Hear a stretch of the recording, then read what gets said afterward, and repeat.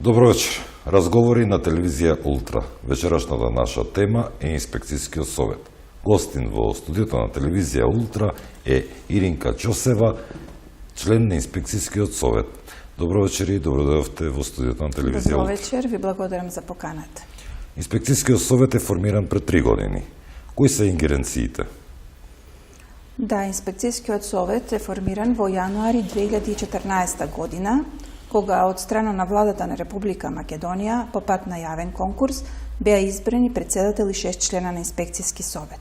Секој член на Инспекцијски совет е одговорен за посебна област, а Инспекцијскиот совет генерално е формиран како едно тело кое што треба да биде координатор на инспекторатите и инспекцијските служби и кој што треба да спроведе една реформа во инспекцијскиот систем на Република Македонија. Имаме многу инспекцијски служби од сите можни дејности и гранки, но колку се тие по ваша ингеренција?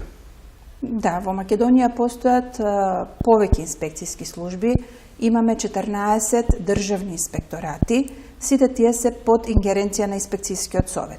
Освен овие инспекторати, постојат и други инспекцијски служби кои што работат во рамките на органите на државната управа, но и во рамките на локалните самоуправи. Инспекцијскиот совет е надлежен да ја следи работата на оние инспекцијски служби кои што работат само на државно ниво. Немаме ингеренции над локалната самоуправа. И исто би сакала да нагласам дека Инспекцијскиот совет нема надлежности над инспекторите кои што работат во управата за јавни приходи и над инспекторите кои што работат во Министерството за внатрешни работи и во Министерството за одбрана. Сте нашли ли недостатоци или можеби како граѓаните да стигнат до вас, на кој начин за да се пожалат на некои инспекцијски служби? Да, секако дека има недоследности во работата на инспекторатите, на инспекцијските служби и затоа Инспекцијски совет има законска обврска еднаш во месецот да организира јавна седница на која што ги разгледува поплаките од правните и физичките лица во однос на работата на инспекторите, но и во однос на работата на самите инспекторати или инспекцијски служби. Кога се работи за работата на инспекторите, Инспекцијскиот совет има надлежност да спроведува дисциплински постапки против оние инспектори кои што не работат професионално, кои што едноставно не се однесуваат етички при инспекцијски надзор или пак појавуваат некакви коруптивни дејствија. Значи, во тој случај Инспекцијскиот совет поведува дисциплинска постапка против тие инспектори и доколку наодите во представката се утврдат дека се точни, тогаш следува одземање на лиценцата за инспектор, а тоа всушност значи и губење на работниот однос на самиот инспектор. А граѓаните како може да стигнат до вас? Граѓаните имаат повеќе начини, може да ни пишуваат писмени представки по пат, по писмен пат, исто така може да се обратат и преку нашата веб страна, каде што има посебна рубрика кај што можат да достават секаква представка и до нас и до самите инспекторати. За колку време одговарате на тие поплаки на граѓаните? Значи, ако се работи за барање за инспекцијски надзор или пак ако се работи за представка која што се однесува на работата на самиот инспекторат, кога имаме случаи кога граѓаните се обратиле до инспекторатот, барале да се изврши некаков надзор, а инспекторатот не го извршил тој надзор, тогаш за таквите представки во рок од 3 дена организираме инспекцијски надзор, односно издаваме налог за вршење на инспекцијски надзор директно до директорот на инспекторатот или раководителот на инспекцијската служба и тие согласно законот за инспекцијски надзор се должни во рок од 3 дена да го спроведат тој надзор и да го известат Инспекцијскиот совет. Тоа е вонреден инспекцијски надзор, тоа е вонреден. Меѓутоа сигурно имате во текот на годината неколку редовни надзори. Колку имате такви во годината?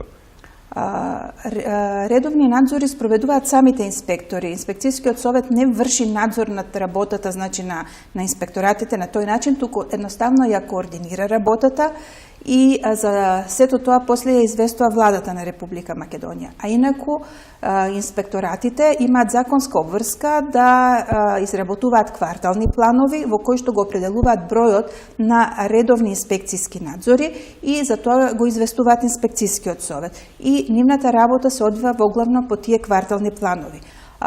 Во овие 14 инспекторати и 14 инспекцијски служби на годишно ниво се вршат околу 200.000 инспекцијски надзори. На почетокот напоменавте дека имате представители 6 инспектори, 6 члена на инспекцијскиот совет.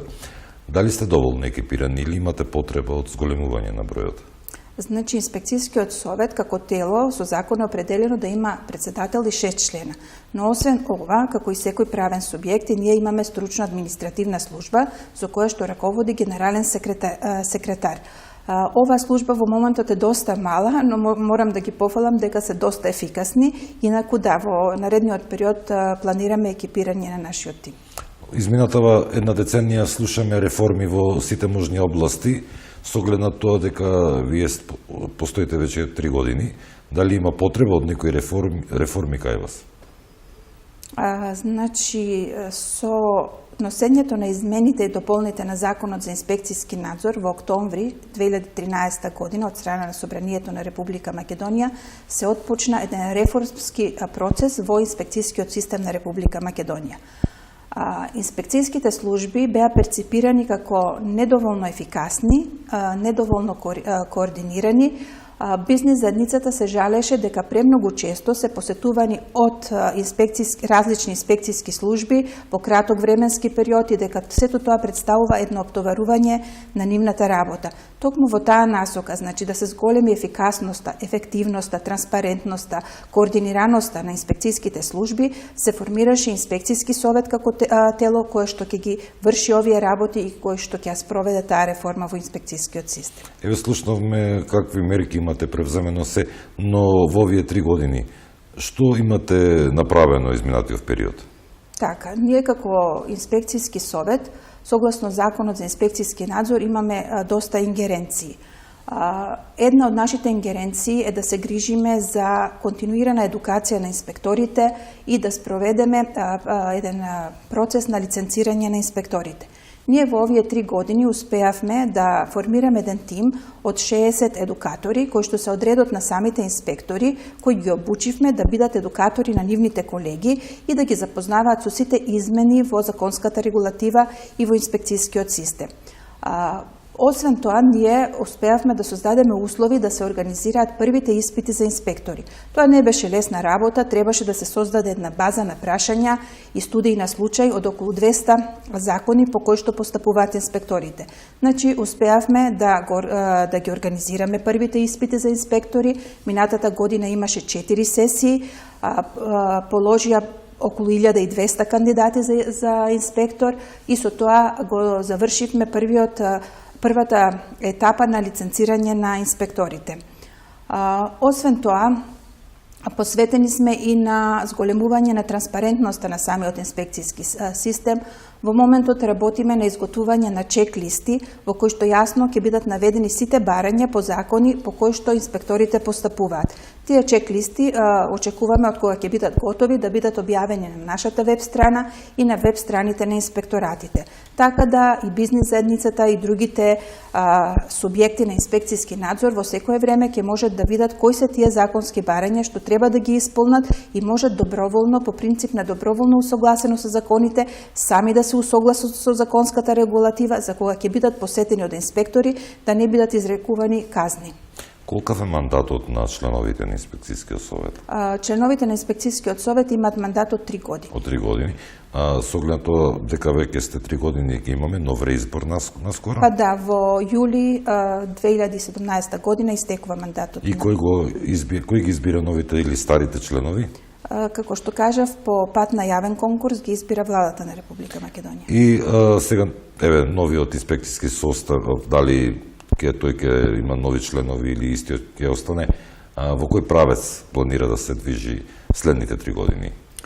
Она што остана како задача, која што не успеавме да ја реализираме овие 3 години, тоа е воведување на еден електронски систем, инспекторати, во кој што ќе бидат приклучени сите инспекторати и инспекцијски служби, кој што ќе служи за организирање на координирани надзори, кој што ќе служи за анализа на ризик, односно за планирање на инспекцијски надзори, бидејќи во иднина планираме инспекцијските надзори да добијат на квалитета. Тоа значи дека врз основа на претходно однесување на субјектите на надзор, да се одредува и бројот на инспекцијски надзори во идниот период.